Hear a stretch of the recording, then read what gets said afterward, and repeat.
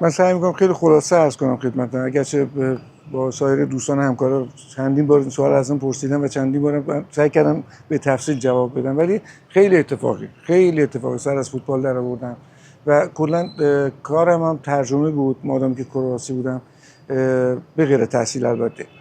و میگم خیلی بر حسب اتفاق سر از فوتبال در آوردم و زمانی هم که اومدم فکر میکردم فقط کارمند ساده‌ام و زمان که بلاژویچ داشت میرفت که دیگه کار تمام شده بود دیگه، تقریبا دیگه ما دیگه صعود نمی‌کردیم به جام جهانی. برگشت به برانکو که موقع دستیارش بود، گفت ما که داریم میریم ولی وقتی این تفلکی اومده است. من شنیدم گفتم حتما بین همه شوخی بازم داره ایشون شوخی میکنه، تا اینکه راهی شدن رفتن. و یه روز من اومدم رفتم از منزل مادرم توی فلکه دوم صادقیه روزنامه فروشی بود، یه نگاهی به سرتیترا بکنم که اونجا ببینم حالا چیا نوشتن. یه آقای خم شد از بغل نگاه کرد و نگاه کرد شما چه نگه بود؟ بله قربان من خودم هستم. چرا خدا عزیزی شما خط زدین؟ از توی گفتم من خط نزدم آقا، من کی گفت من خط زدم؟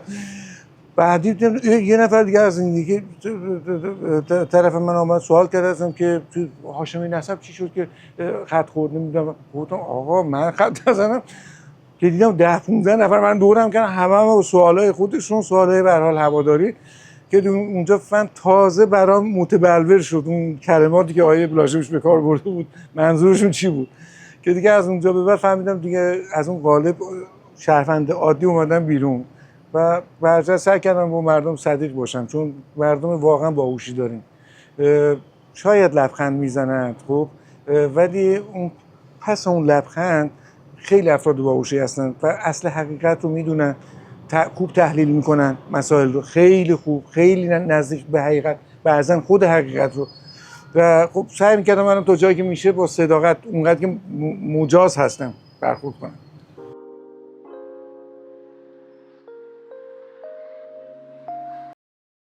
من سال 1368 بود که در واقع رفتم برای به منظور تحصیل در رشته پزشکی بود. البته اول ابتدا به ساکن می‌خواستم مجارستان، دانشگاه بین‌المللی سگرت، ولی خب اونجا گفتن دیر کردی و بعد 1 سال صبر بکنه و منم نمیتونستم. رشته‌ام شیمی بود در ترکیه و اونجا هم دانشگاه آمریکایی تحصیل می‌کردم، انگلیسی و ترکستان اونجا یاد گرفتم. و یکی از دوستان یه روز آمد گفت بیا بریم یوگسلاوی. اون موقع هنوز فعلا یوگسلاو فروپاشی نکرده بود و کرواسی فعلی به این شکل وجود نداشت. بعد رفتیم اونجا جمهوری اسلوونی که غربی ترین به اصطلاح ایالتش میشه. رسیدیم اونجا گفتن آقا 2-3 ماه دیر کردی دیگه، شرمنده نمیتونی اونجا ثبت نام بکنی بمونی.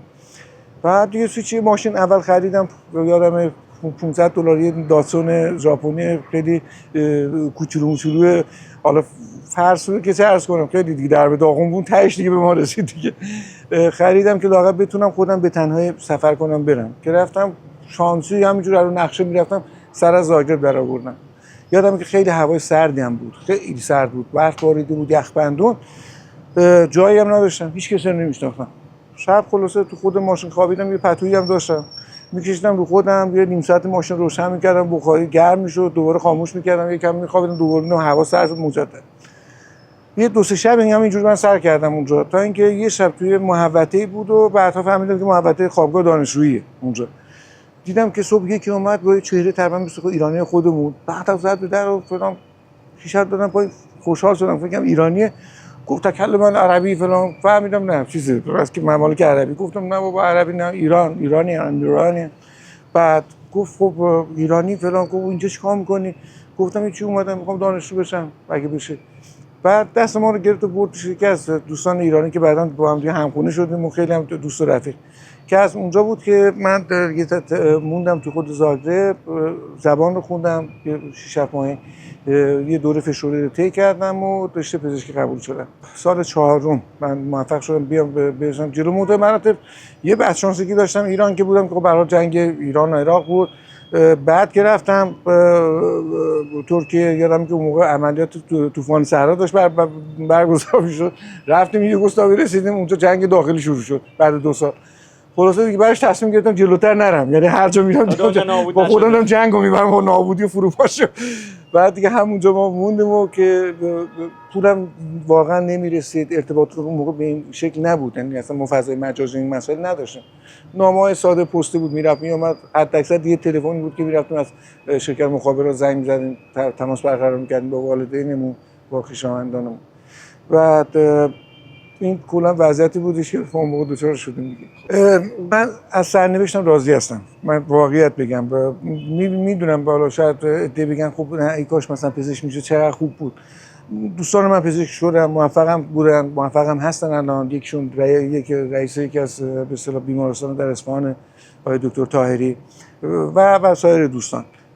منتهای مراتب من از این مسیری که داخلش قرار گرفتم راضی هستم، چون واقعیت حقایقی رو دیدم، نه فقط راجع به کشور خودمون، حتی سایر ممالک تجربه رو کسب کردم که فقط میشد از این طریق کسب کرد. یعنی هیچ راهی شما نداریم برای اینکه اون حقیقت ها رو ببینید، لمسش کنید از نزدیک.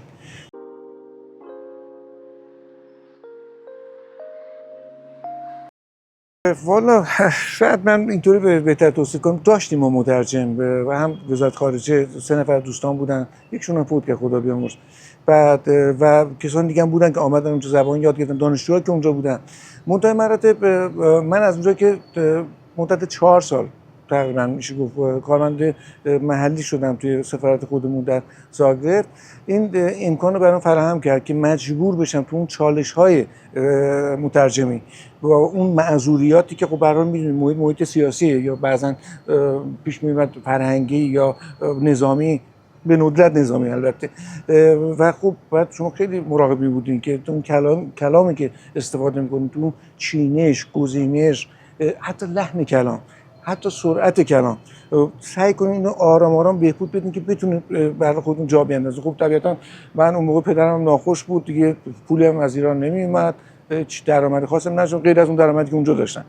و میگن خب به هر حال نیاز آدم رو وادار به هر کاری میکنه و همین موجب شد که من یه مقدار فشار رو به خودم بیشتر کنم بین زبان‌هایی که خب میدونستم اونجا، ولی که این زبان‌ها رو بتونم به نحوی روان کنم، به قول آمریکایی اینفلوئنتش کنم و بتونم اینا رو کاربردی‌ترش کنم در اونجا، چه از نظر حالا ترجمه حرفه‌ای، چه از نظر ترجمه محلی برای حالا کارمندایی که اونجا بودن، دوستانی که میومدن مراجعه میکردن.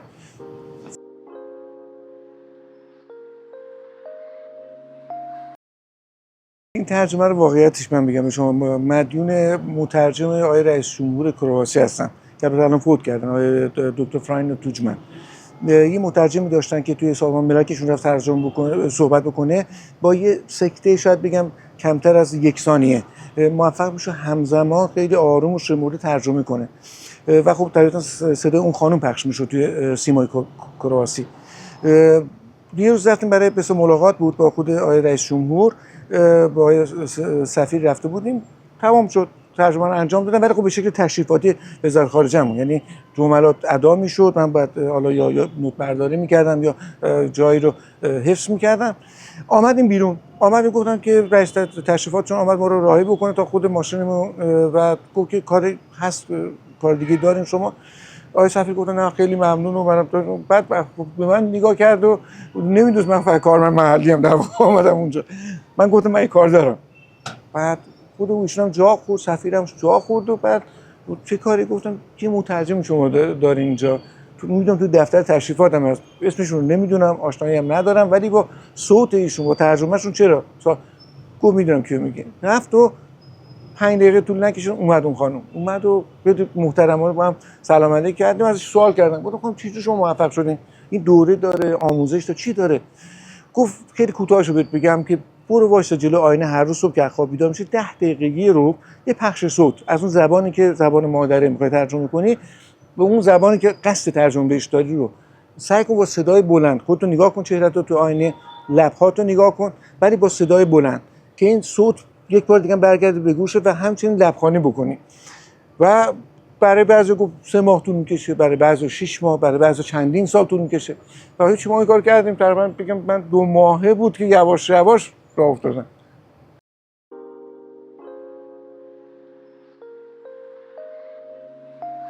نه غالبا نتیجه گرفتن. حالا بخوام یه مقدار صادقانه‌تر برخورد کنیم، به غیر از شاید میگم 2 یا 3 نفر بقیه تقریبا موفق بودن تو زمینه‌هایی که به کار گرفته شدن. ولی کن علتش اون نزدیکی فرهنگی ماست. اینم یه علت تاریخی داره که من به شدت بهش اعتقاد دارم. خاطرم میاد با آقای پروفسور لووریچ بود و پروفسور آبراموویچ. اینا 2 تا خاورشناس بودن و ایران شناس بودن زمان یوگسلاوی سابق، که حتی تفلک 10 سال هم زندانشو کشیده بودن چون مارشال تیتو به شدت مخالف بود با قومگرایی و میدونست که اون برنامه قومیت متعدد اونجا مثل خود ایران خودمون هستن و برای اینکه اون یک پارچگی حفظ بشه احیانا دستخوش این مسئله که همین الان شده نشه جلوگیری میکرد. و تو یه دونه سمیناری بود داشتن و من برای ترجمه رفته بودم تو تهران. اونا بعد از برگزاری سمینار با خود من صحبت کردن، دیدن که خیلی علاقه‌مندم هستم و نشانه های میدادن، مدارک اثباتی که نشون میداد که کروتا واقعا از ایران رفتن به اونجا.